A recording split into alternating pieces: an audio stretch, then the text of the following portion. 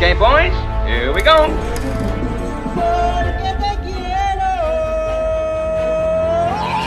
Halo guys, balik lagi dengan celengan film. Kali ini kita akan membahas film yang berjudul Zero to Hero. Zero to Hero merupakan film biografi yang didasarkan dari kisah nyata kehidupan Zhou Weiwei, atlet Paralimpiade pertama Hong Kong yang memenangkan medali emas karena berhasil memecahkan rekor. Bagaimana kelanjutannya? Yuk, mari kita menonton. Film ini berawal di Guangzhou tahun 1981 di mana ibu Zhou Weiwei tersandar lemas di lorong rumah sakit. Perasaannya semakin tak karuan apalagi setelah mendengar kondisi putranya yang masih bayi dalam kondisi yang tidak baik. Tak hanya ia yang hancur perasaannya, tapi orang tuanya yang merupakan kakek dan nenek dari bayinya juga hancur ketika mendengar penjelasan dokter yang menyebut bayi mereka mengalami sakit yang akan mengakibatkan kerusakan pada otak si bayi. Tak menyerah, mereka pun mengupayakan yang terbaik untuk Zhou Weiwei yang masih bayi. Matanya terlihat berkaca-kaca, menahan air mata perasaannya campur aduk melihat putranya terus menangis saat ditangani oleh dokter yang merawatnya.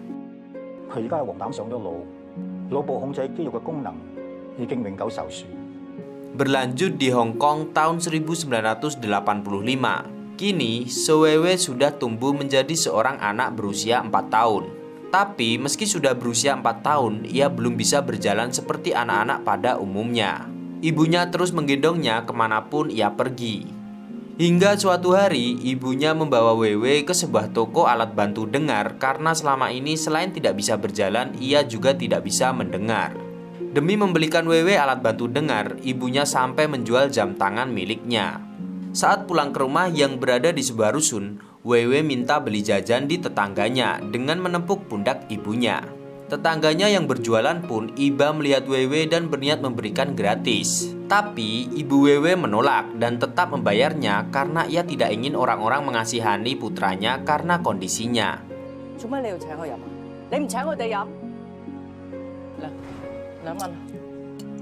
Selanjutnya, Weiwei yang tidak bisa berjalan selalu senang melihat teman-temannya bermain bersama sambil berlarian. Sesekali jarinya digerakkan seperti tanda ia ingin berlari juga. Weiwei yang tidak bisa berjalan dan sulit berbicara itu pun setiap hari dibawa ke pabrik tempat ibunya bekerja. Suatu ketika saat ibunya sedang mencari alat bantu dengar putranya yang hilang, tiba-tiba Weiwei yang sebelumnya berada di keranjang yang ada di dekatnya tiba-tiba menghilang. Mengetahui hal itu, ibu Weiwei pun panik dan mencarinya ke beberapa sudut hingga akhirnya ia menemukan putranya di bawah tumpukan kain. Mengetahui putranya itu tidak bisa berjalan, ia pun meminta putranya memberitahu siapa pelakunya. Karena terus diam dan hanya senyum, Weiwei pun digendongnya dan diletakkan di alat pabrik dan memintanya untuk berjalan, kalau tidak ia akan mati masuk ke dalam mesin uap. Tapi Weiwei hanya diam meski ibunya sudah memintanya sambil memarahinya.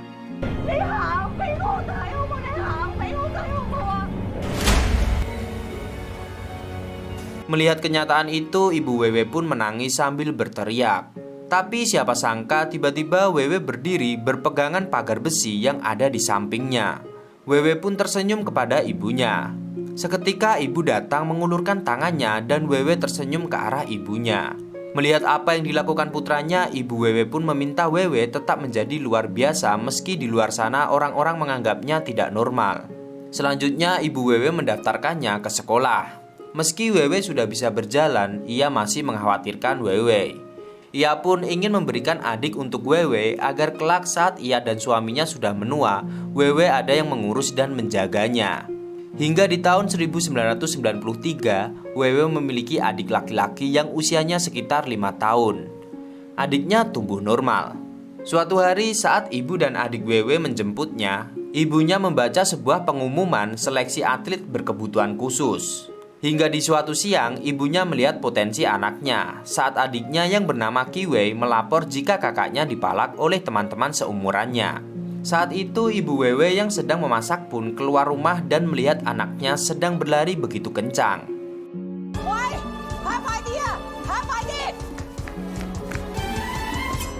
Keesokan harinya, ibu Weiwei pun pergi mendaftarkan Weiwei untuk ikut lomba lari. Tapi sayangnya panitia menolak Weiwei yang usianya masih 13 tahun. Meski sudah berusaha membujuk panitia untuk bisa mengizinkan putranya, tapi panitia tetap meminta Ibu Wewe datang lagi tahun depan. Usai pulang dengan penuh kecewa karena ditolak, tiba-tiba Wewe masuk ke dalam lapangan di mana di sana ada beberapa atlet yang sepertinya sedang berlatih lari. Tanpa disangka, tiba-tiba saat peluit berbunyi, Wewe ikut berlari, bahkan ia finish di posisi kedua.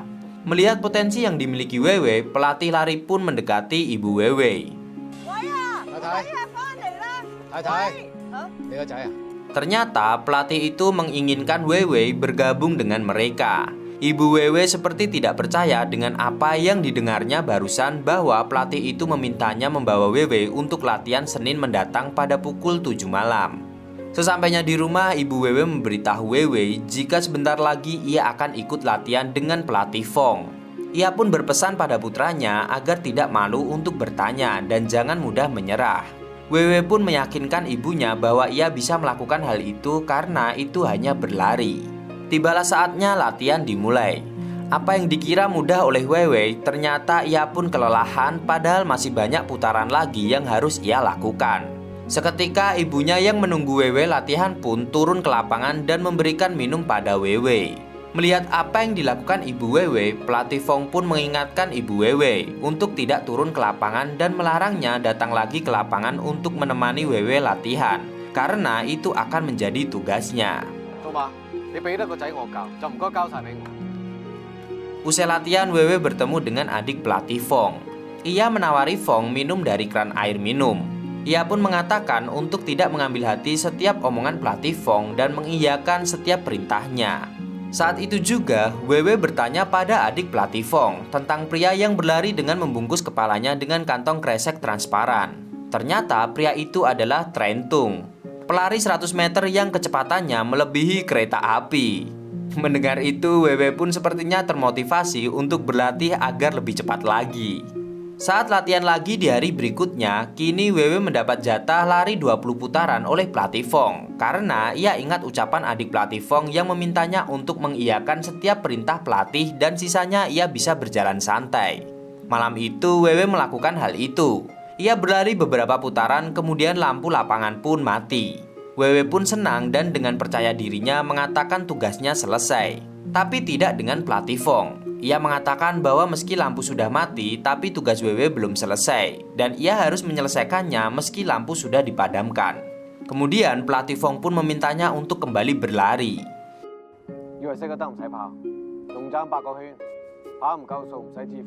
Sepulang latihan, Wewe yang pulang bersama temannya diberitahu jika ia kini menjadi harapan pelatih Fong karena di Paralimpiade terakhirnya pelatih Fong gagal mendapatkan medali gara-gara cedera tulang punggung di cabang olahraga lari estafet.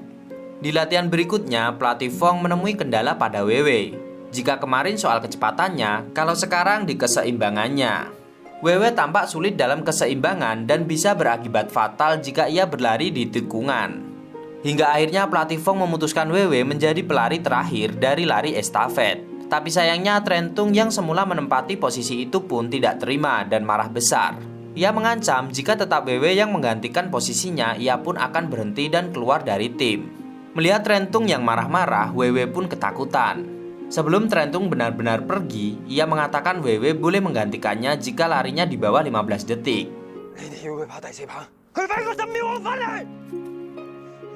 Setelah itu, Wewe pun berlatih keras siang malam. Hingga suatu malam, ia pergi ke dapur dan menutup kepalanya dengan kantong kresek. Ibunya yang sudah tidur pun terbangun dan mendapati putra pertamanya sedang menangis.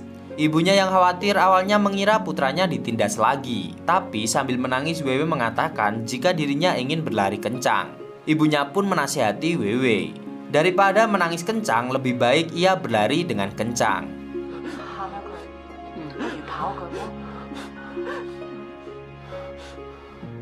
Keesokan harinya dan mulai hari itu, Ibu Wewe pun menemani putranya berlatih keras. Bahkan tak hanya menemani, tapi ia juga menyemangati putranya untuk lari lebih cepat. Hingga akhirnya putranya bisa mengatur keseimbangan dan kecepatannya dalam berlari. Tibalah saatnya ujian lari, tapi Wewe masih belum berhasil lebih cepat. Usai berlari, ia pun kesal dan membanting tongkat estafet yang ada di genggamannya. Sedangkan di luar lapangan di balik pagar, Trentung tampak mengamati teman-temannya berlatih termasuk Wewe. Tiba-tiba Ibu Wewe datang dan duduk di samping Trentung. Ibu Wewe kemudian menawarinya makanan sambil menceritakan jika putranya sempat menangis karena ingin secepat dirinya dan mengatakan jika putranya sangat mengidolakannya. Mendengar apa yang dikatakan Ibu Wewe, Trentung pun kembali latihan dan tiba-tiba berlari ke arah Wewe sambil memberikan tongkat estafet dan meneriaki Wewe untuk berlari lebih kencang. Gara-gara hal itu, Wewe berhasil mencetak waktu lebih cepat dari Trentung, yaitu 14,57 detik. Melihat apa yang terjadi dari balik pagar, Ibu Wewe terlihat lega melihat putranya berhasil.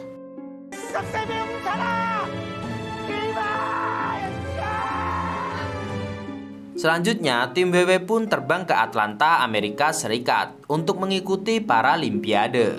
Saat pelatih Fong sedang melakukan registrasi, Wewe pergi ke telepon umum untuk menelpon ibunya. Di saat itu justru mengatakan jika ia tidak ingin berlari. Ia merasa sendirian karena ibunya tidak ikut. Ibu Wewe pun berusaha meyakinkan putranya jika ia akan terus bersamanya. Wewe begitu mengharapkan ibunya datang. Ia menangis kemudian menanyakan keberadaan ayah dan adiknya, dan karena sedang tidur, ibunya pun berusaha mendekatkan telepon rumah mereka dekat suami dan anak keduanya yang sedang tidur pulas.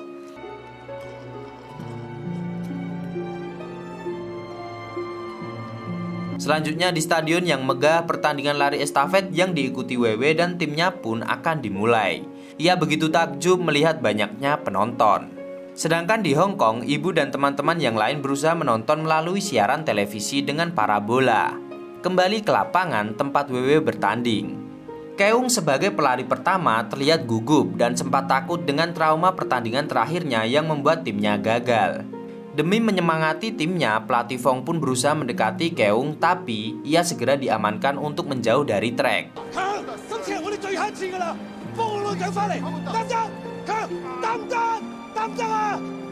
Pertandingan pun dimulai. Keung hampir saja jatuh, tapi untung ia berhasil memberikan tongkat dan begitu juga pelari kedua dan ketiga, yaitu Trentung berusaha keras memberikan tongkat kepada Wewe. Hingga akhirnya Wewe berhasil menjadi yang pertama meski jaraknya dengan lawan tipis. Seketika ibunya yang melihat dari televisi pun menangis bangga pada putranya. Sepulang dari Amerika, Wewe dan timnya sudah ditunggu ibunya dan juga banyak wartawan. Baru saja turun dari bus, Wewe langsung memeluk ibunya dan dikerubuti wartawan karena berhasil mewakili Hong Kong di usia muda. Di depan para wartawan, Ibu Wewe pun meminta pemerintah memberikan bayaran yang setara dengan atlet normal lainnya.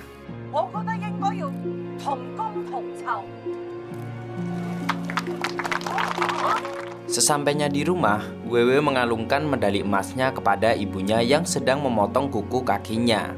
Ia juga berjanji akan mendapatkan banyak medali emas untuk ibunya.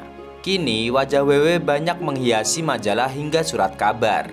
Ibu Wewe pun mengumpulkan tiap berita yang memajang wajah putranya itu.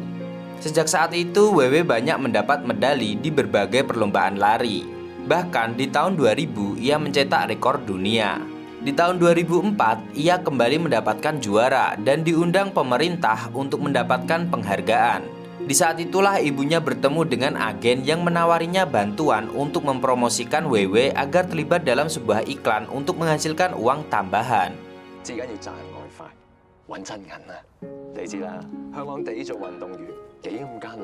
Saat festival pertengahan musim gugur beberapa hari lalu, ibunya melihat Wewe begitu akrab dan mengagumi Gil. Setelah itu hal menakjubkan terjadi. Wewe melepas alat bantu dengarnya dan kemudian berlari. Siapa sangka ia bisa lebih cepat dari kereta api.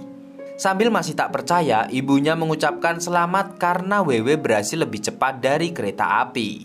Di tahun 2006, keluarga Wewe tersandung masalah. Ayahnya harus dirawat di rumah sakit gara-gara berkelahi dan harus membayar biaya rumah sakit yang cukup mahal. Wewe pun menawarkan diri untuk bekerja di sebuah perusahaan ekspedisi. Tapi sayangnya ibunya tidak mengizinkan karena Wewe harus latihan. Sedangkan adiknya lah yang diminta untuk berhenti dari olahraga kesukaannya dan merawat ayahnya karena ibunya harus bekerja sambilan. Saat itulah adik Wewe terlihat kesal.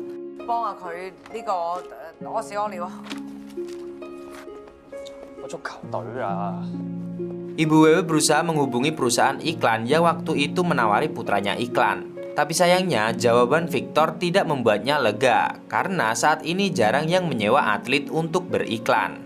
Sejak saat itu masalah timbul. Adik Wewe ketahuan menjual medali-medali milik kakaknya. Mendapati laporan itu dari sekolah, ibunya pun marah.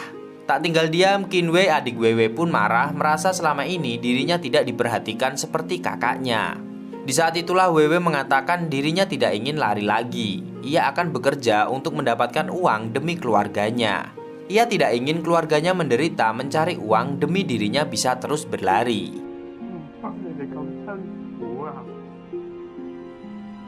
Kini Wewe pun bekerja menjadi kurir di sebuah perusahaan ekspedisi.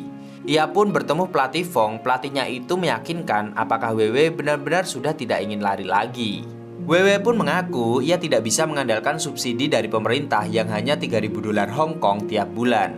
Ia harus menghidupi keluarganya sehingga ia memilih bekerja menjadi kurir. Selanjutnya, saat sarapan sambil menonton TV, Wewe melihat siaran parade obor Olimpiade yang tiba di Hong Kong. Saat itulah ia merasa sangat sedih karena tidak terlibat di dalamnya. Lagi-lagi ibu Wewe menghubungi Victor untuk mencarikan putranya iklan. Benar saja, Wewe mendapat iklan minuman, tapi ia harus berkostum Wonder Boy yang begitu aneh.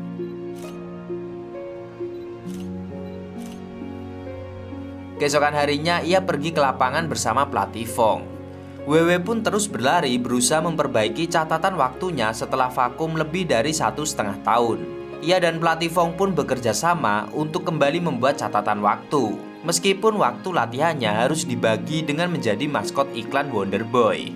Tiba-tiba saat menemani Wewe latihan, ibu Wewe didatangi Victor yang kembali menawari iklan dengan nilai fantastis. Tapi tawaran itu pun membuat ibu Wewe bimbang, apalagi setelah Victor membicarakan masa pensiun atlet.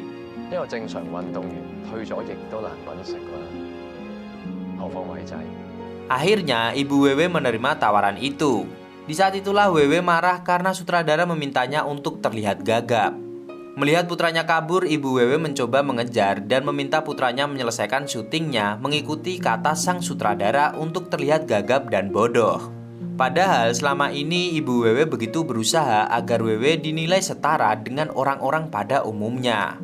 Sepulang latihan, ibunya memberitahu jika putranya akan ada jadwal wawancara dengan TV esok hari. Ibunya ingin mengajukan cuti latihan. Mendengar itu, Wewe pun marah sebab dulu ibunya ingin ia berjalan bahkan berlari. Kini ia sudah berlari malah diminta menguranginya. Hingga suatu hari, Wewe memiliki jadwal syuting tapi ia justru tidak datang padahal ibunya sudah menelpon puluhan kali. Saat malam, ibunya mengetahui bahwa putranya sedang bersama Gil. Di saat itu juga Wewe kabur. Dan sebelum kabur lebih jauh, ibunya yang terlanjur marah karena harus mengganti uang syuting mengungkapkan jika selama ini putranya menyukai Gil. Dan seketika suasana berubah semakin menyedihkan ketika Gil menjawab jika Wewe bukanlah pria impiannya.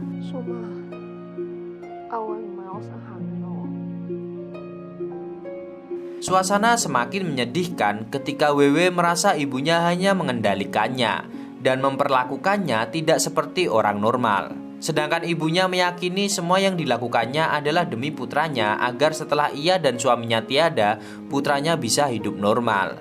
Ibunya pun menangis. Ia pun teringat semua yang telah dilakukannya bersama Wewe hingga tidak ada yang menyangka putranya memecahkan rekor dunia. Padahal dulu tidak bisa berjalan. Malam sebelum berangkat ke Beijing, ibu Wewe menemui pelatih Fong. Pelatih Fong pun curiga kenapa ibu Wewe esok tidak mengantar ke bandara dan memintanya menjaga Wewe.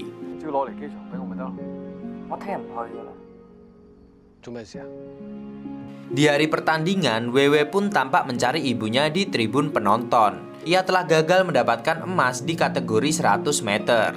Kini gilirannya di kategori 400 meter. Sayangnya di kategori 400 meter peringkatnya semakin menurun. Ia hanya mampu menduduki posisi ke-6. Ia pun menangis penuh penyesalan sambil mencari ibunya. Saat sedang menangisi dirinya di sebuah tangga dan membungkus kepalanya dengan plastik, tiba-tiba ibunya datang dan melepas kantong plastik yang digunakan Wewe untuk menangis. Kemudian Wewe melempar lelucon lamanya dengan ibunya. Tapi kini ia seperti mengakui bahwa ibunya lah Wonder Mom-nya.